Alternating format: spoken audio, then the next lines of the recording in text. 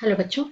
Let's read this question. The question says that if the mass of microscopic particle as well as its speed are halved, the de Broglie wavelength associated with the particle will be first increased by a factor more than 2, second increased by a factor of 2, decrease by a factor of 2, decrease by a factor more than 2, and we have to choose the correct option.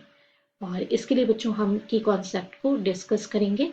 आइए discuss कर लेते हैं कि क्या है की concept. देखिए बच्चों, यहाँ पर जो की कॉन्सेप्ट है that is de Broglie's equation, और वो होता है lambda equals to H upon P, and that is H upon M V, क्योंकि यहाँ पर p मतलब M V, mass into velocity.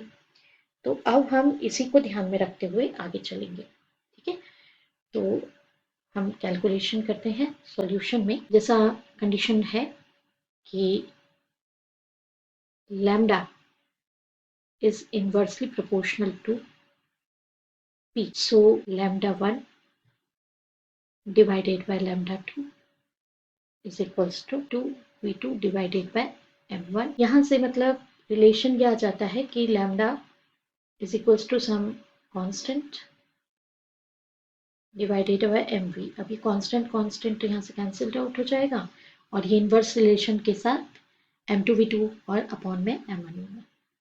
अभी जो हमें गिवन है उस कंडीशन से ले लेंगे। गिवन इन क्वेश्चन जो फैक्टर्स से मास और वेलोसिटी गिवन है कि m2 अपॉन m1, ये हमको 1/2 गिवन है, मतलब जस्ट डबल हो जाता है तो हम इन्वर्स में ले रहे हैं। और v2 अपॉन v1 ये हमको गिवन है 1/2।